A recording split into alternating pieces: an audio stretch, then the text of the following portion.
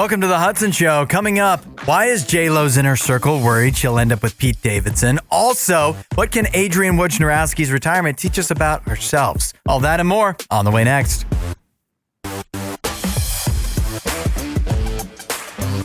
It is the Hudson Show from RadioU. Thanks for listening, and thanks to those who donate to make the Hudson Show and RadioU possible without any commercials involved. There's a trend circulating online called airport gatexiety. In other words, it's airport gate anxiety. The idea is, and this is something, I'll be honest, I've never experienced this. It's people that will over and over again check their gate at the airport, even though like you can see it right on your phone. It says where you should go, but you're like, I need to make sure. And you'll do it kind of compulsively. Apparently that's a phenomenon that people experience. I don't understand this.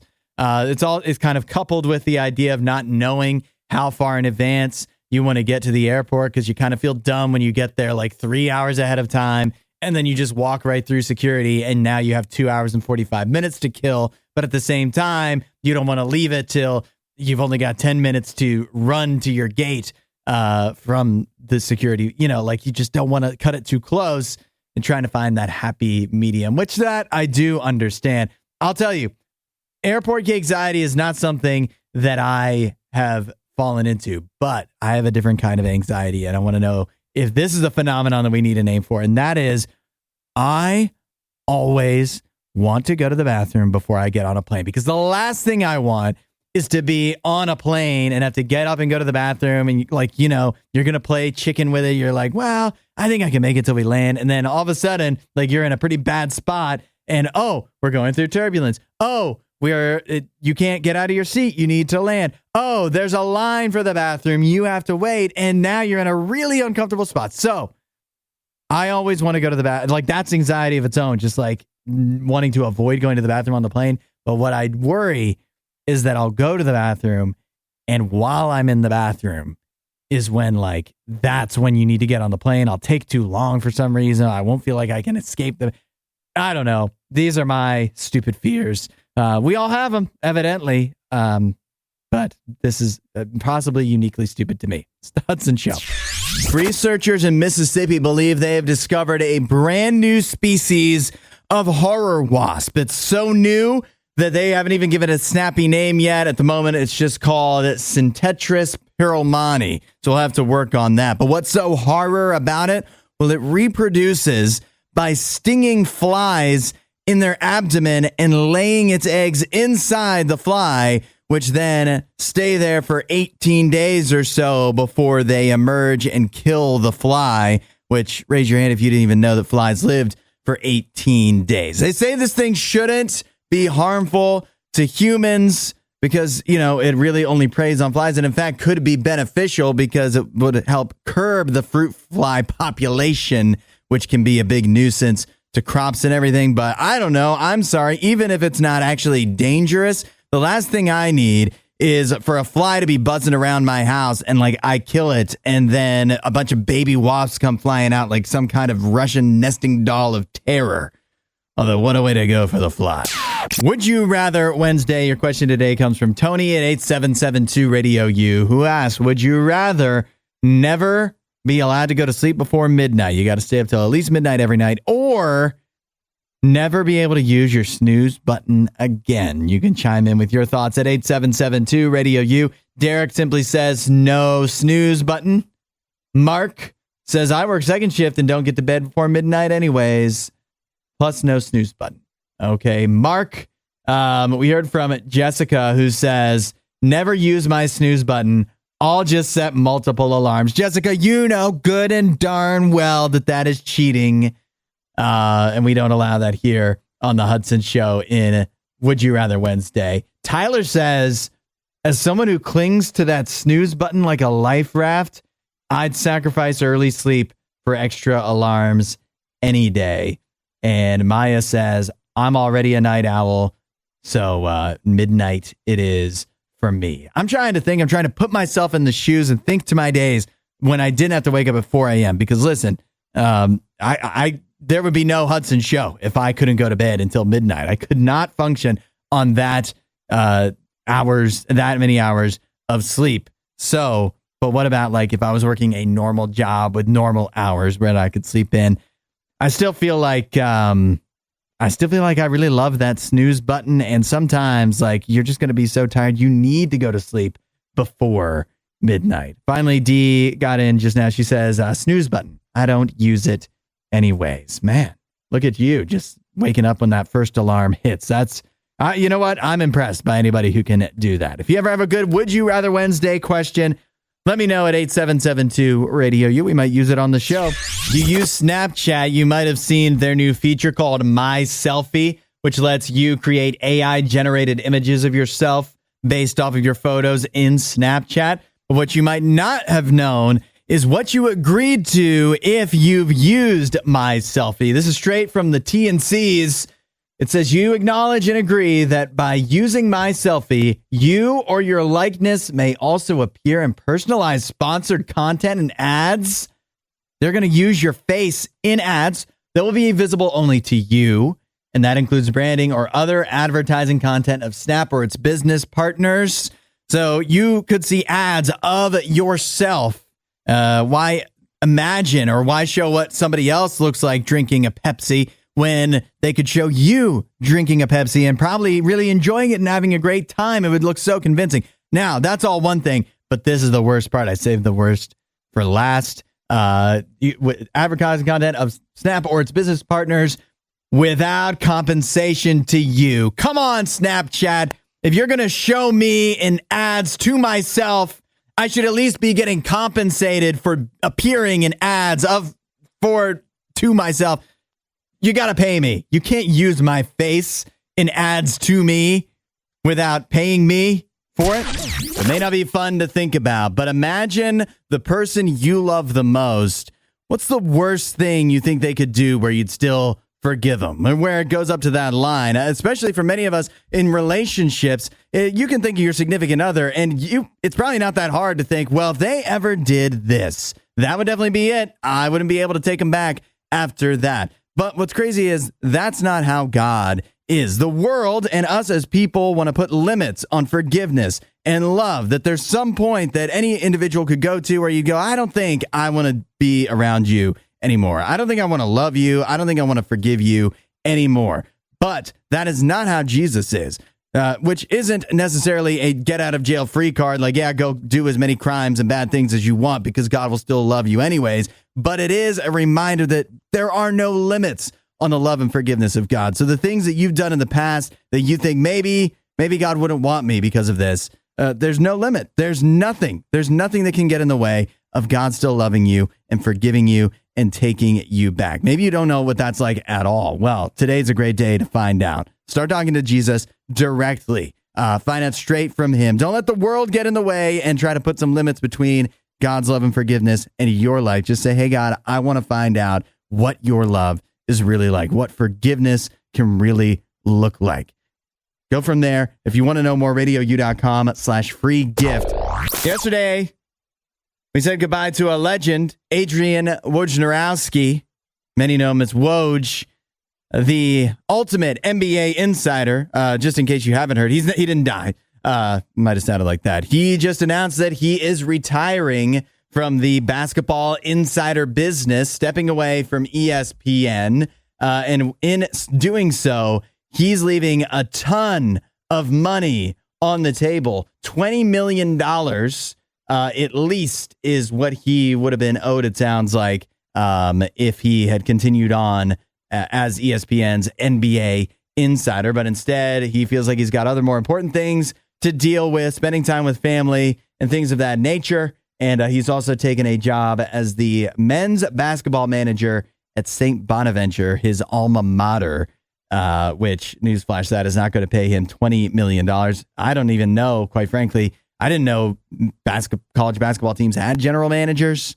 I don't know what that means, but hey, it's good for him. I actually think, because Nene and I were talking about this yesterday, and Nene said, who do you think is going to replace him? And what I was thinking was, there's a few names that come to mind, of course, but what's crazy is Adrian Wojnarowski, the clear-cut number one top in his field. You talk about NBA insiders breaking news. he is the guy there's never been, I don't think, anybody as good at him at doing that. And yet, as he steps away, it's not like the NBA news is going to stop breaking. We're going to stop finding out about it. There's going to be free agency and trades and whatever rumors that we're never going to hear about. No, it's all still going to happen. It's just going to come from a different source. It may be at a different speed. It may be from multiple people instead of one. But like, we're still going to keep on getting this news. And that's kind of a wake-up call, isn't it? That Adrian, again, like, you talk about the far and away clear-cut number one in your field, and you step away, and what's going to change? Like, actually not all that much. I think that should be a reminder from all of us. Hey, we're getting philosophical here on the Hudson Show.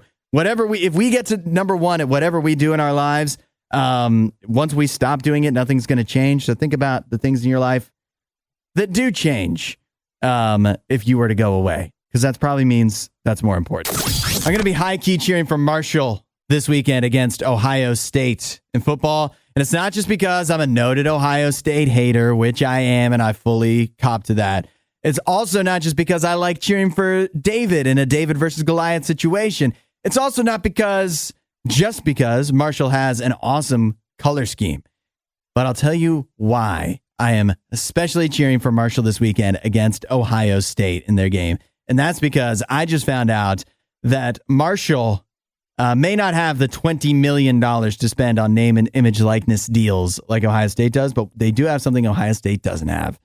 And that is a partnership with Tudor's Biscuit World, which is a fast food chain that serves basically all kinds of sandwiches served on biscuits. Tudor's Biscuit World is amazing. And Marshall's coach in a press conference earlier this week, he was joking, but he was like, hey, I think we can compete with Ohio State. But if any of their speedy players want to come over here and join the Marshall team, I can promise them all you can eat biscuits all day. Of course, there's only one problem with that, and that is if they really do eat all they can eat at Tudor's Biscuit World, they're not going to be very speedy at all anymore. But nevertheless, I honestly, Marshall, why don't you just rename yourself the Marshall Biscuits? That would take it to the next level. I'd love you even more.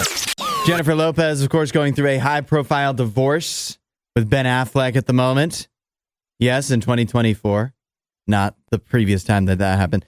There's a new report in Closer Weekly, and I just want you to listen to how insane this is. This is a couple sentences from the actual report where they were talking to Jennifer Lopez's inner circle.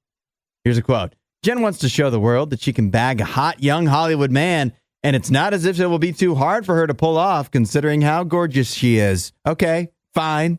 It's not like that's not why you date, to show the world, but whatever. But then it goes on. She loves the idea of dating a hunk like Joe Jonas or Zac Efron, but pals think it could be a dangerous move and that she could be searching for love and security when she's ready.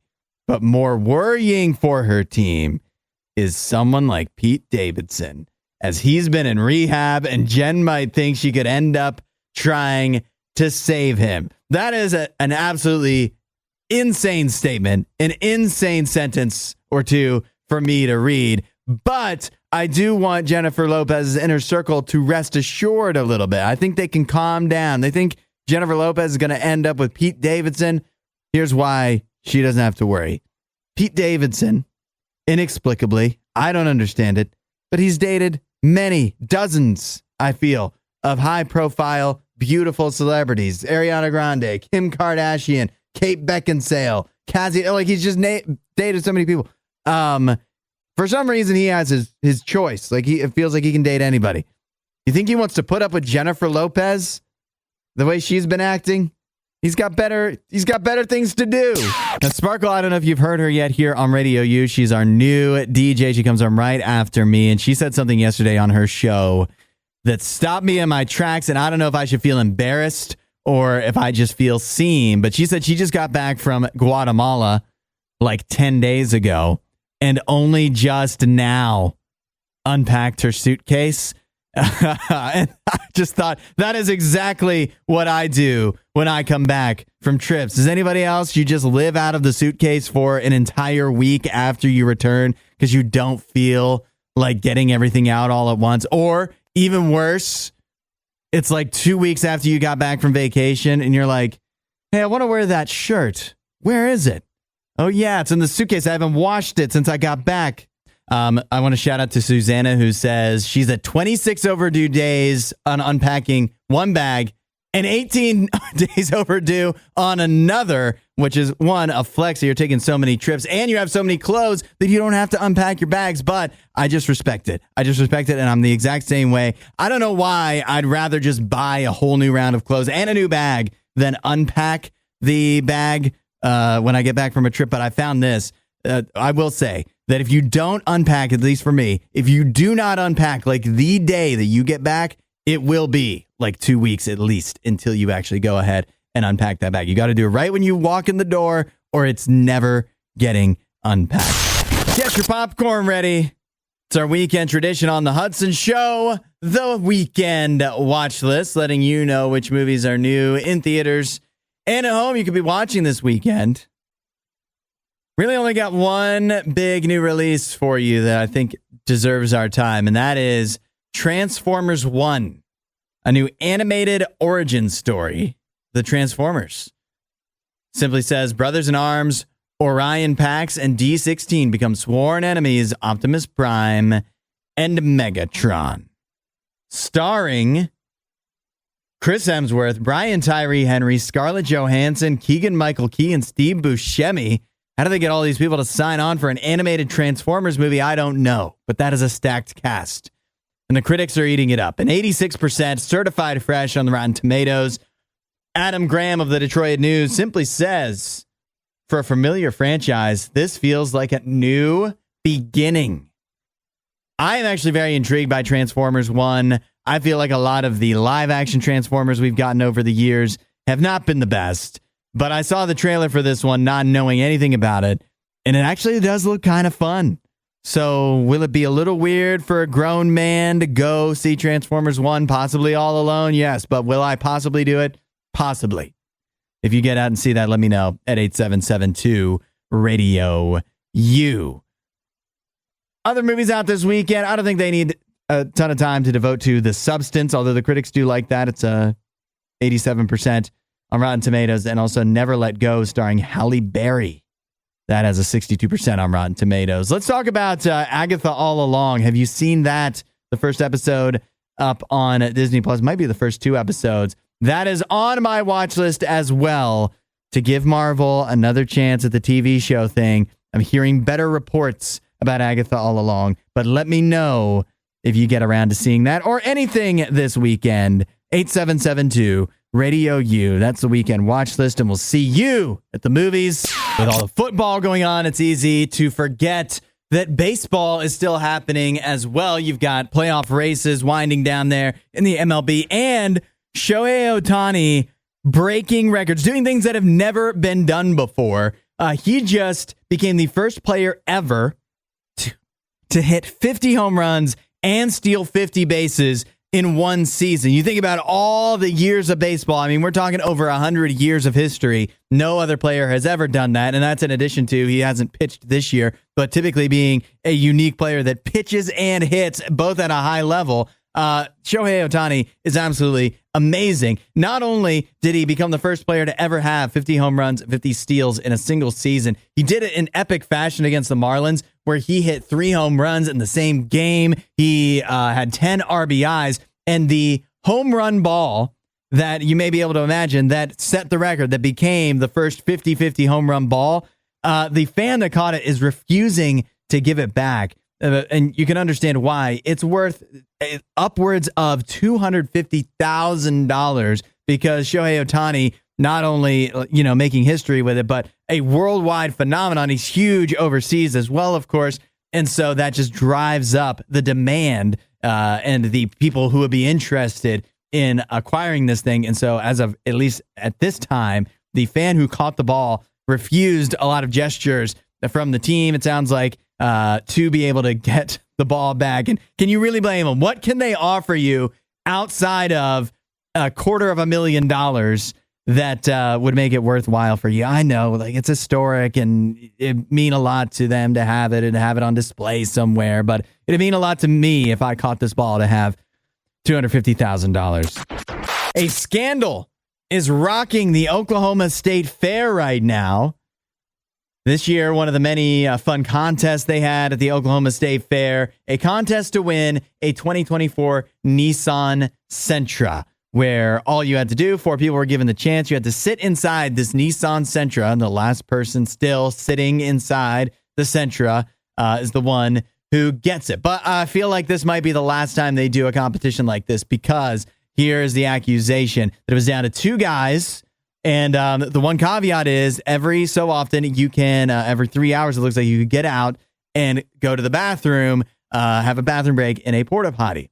The loser of between the final 2 is accusing the winner of, when he went to the porta-potty, getting a cup of, porta-potty remnants and bringing it into the Nissan Sentra and setting it in the back windshield as a way to get the other guy to bow out. And it worked. The guy said out of self-respect, he was not going to get back into that car because he thought that was cheating. It actually worked too, because at least at this time, he's the other guy, the porta-potty scooper, has been awarded the Nissan Sentra. I'm not sure who I have more respect for. Somebody who's willing to go so far to win that they will dip their hand into a porta-potty, or the guy who's like, I respect myself too much to sit in a Nissan Sentra with porta-potty juices in it just to win a Nissan Sentra. Like, actually kind of,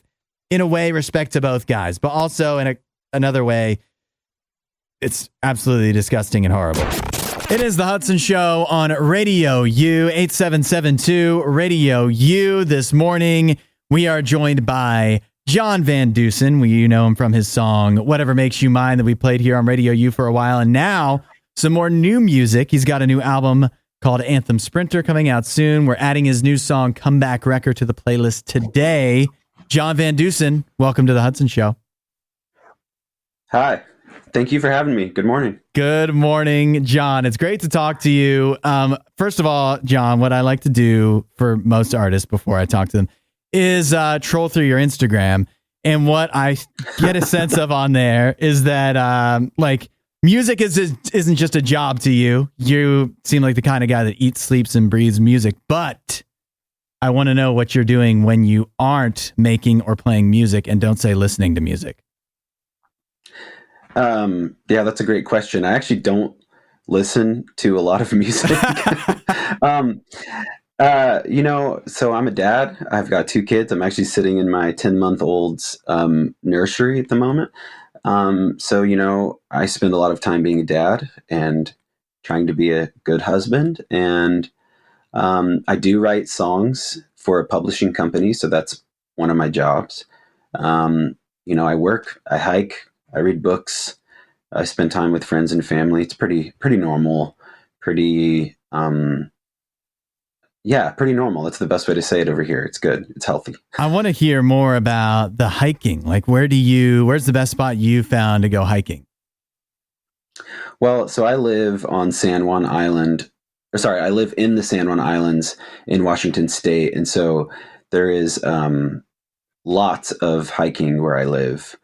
And actually, my house is about 200 yards from the forest lands here, and there's an amazing network of trails. So usually when I'm hiking these days, it's hiking with my 4.5-year-old, and we're not doing really long hikes. So it's really just like a leisurely stroll through a very beautiful forest land. But there's a mountain on the island where I live called Mount Erie. And that has some really amazing hikes. So if you ever come, I actually live on Fidalgo Island. If you ever come to Fidalgo Island, you can hike Mount Erie. It's a good spot. That sounds like that'd be a dream come true, actually. And going back to hiking with a 4-year-old, I imagine there's some hiking and a lot of carrying that goes on, is how I picture it. Strangely enough, my son doesn't, he has like some real stamina. So I don't carry him very often. He is afraid of dogs. So if a dog comes down the trail, I end up carrying him for a minute. That's, that is amazing. All right. So let's talk about music then. You said you don't listen to a lot of music, but I'm curious, like, what are the influences both I would say, for you as a whole, but particularly for your new album, Anthem Sprinter? Like, what is kind of the stuff that's going into your head that you've been listening to before you were making the music? Yeah, that's a great question. So these songs have existed for a very long time. The chorus for Comeback Record I wrote when I was 14, and I'm creeping up on 37. Oh my To give you God. an idea of how long some of these songs have been around. First of all, we wouldn't have guessed that. Yeah. Yeah. So, the truth is, these songs were influenced a lot by what I was listening to when I was in middle school and high school, and even just out of high school. And so a lot of pop punk and power pop, but specifically maybe, Foo Fighters, Sunny Day Real Estate. Those two bands really had a huge impact on me when I was younger. And this record is probably one of the louder records I've recorded in a long time. And so I was listening to a lot of, music where the fuzz pedal is on most of the time, where the drums are recorded in a way to make them kind of larger than life. Nirvana is a good example. So, but even if I try to write really loud music, I would say it always has a simple kind of pop element to it. Mm-hmm. Because as a songwriter, I can't really escape that. I just tend to write these kind of simple songs. So I don't know how else to say it, but yeah, there are lots of, it's funny lately, Face to Face. I don't know if you ever listened to Face to Face back in the day, like California punk music, but mm-hmm. lots of that type of kind of melodic, really like sincere pop punk. I love that. So you mentioned that the songs, many of them, it sounds like were written a long time ago. Were they recorded? Like, how long ago? What's the most recent thing that happened with this album besides it being released? Yeah. So one of the new singles is called Before You Fade Away. That is the newest song on the record. I recorded that a few years ago. But the bulk of the songs, every single song other than that one, was recorded, I want to say, in 2017. Oh, wow. So this record has been sitting around, and it sounds strange to say it, but I actually asked Tooth and Nail Records to shelve this record because of how old it was. And then they were very patient and very kind. And eventually I came around to the idea of releasing it. And so this record is strange because it feels a little out of time for me. Even hearing the songs now or performing them, I'm thinking, like, how is it that I'm just now releasing these songs? Because so many of them reflect me like a decade ago. Yeah. So it's strange. I'm sure you know this, but that is quite a role reversal, because we've talked to so many bands where it's like, yeah, we made this music a while ago. It's not new to us anymore, but the label won't release it. And like they were holding it. And this is a complete flip of that. I know. Actually, I don't know if this is 100% correct, but I was told that I was probably the first artist in Tooth and Nail Records history to ask them to shelve a record. But I don't know. I'm glad that I'm releasing it, because I think it's reminding me that music holds power, even if it doesn't relate to my experience right now in my life. It still can give like language and vocabulary to other people, especially because the record, the themes are pretty melancholy. I was frankly really anxious and depressed when I wrote this record. And so I think it kind of lends language to other people's experiences. And I need to remember that that's good, because that's what other records have done for me. Even a record that came out 40 years ago, right? I can connect with it now. So, right. I don't know. It's good. It's a good exercise in the creative process for me, remembering that sometimes things that you made a long time ago are still relevant to other people, and that's good. Yeah. We've heard a lot about the new album, but I want to, like, is there any other parting thoughts you want people to know before, maybe about the new album, or particularly about Comeback Record, before they hear it for the first time? I don't think so. I mean, you can imagine 14-year-old John in a cigarette smelling garage, probably just feeling like, how do I connect with people? You know what I mean? When you're 14, you're trying to like figure out how to make real relationships happen. And I think Comeback Wrecker is a song about that specific thing. Like, how do I connect with people? And then actually the end of the song is just this moment of cathartic anger. And I think you can hear it in the drums and the guitars. And so that's just some good context to the song in general. So I don't know, maybe that will relate with someone. No, yeah, I love that. And I'm thinking here too, John, I don't know how, like, if you realized how spoiled maybe you are, because like the music you're making now is great compared to the music that I would make today, which would be horrible, would be even worse when I was 14. So the fact that you could make music worth listening to when you were 14 and write lyrics that people would still like, that you can look back on at 37 and go, you know what, these are still pretty good. Like, that's actually amazing. Hey, I didn't say they were good. I never said that. No. I just think that they can connect with people. I should be clear, if I had recorded this at 14, it would have sounded quite a bit more like Good Charlotte meets Creed. Well, you know what? That's kind of back in now, I feel. So, yeah, maybe.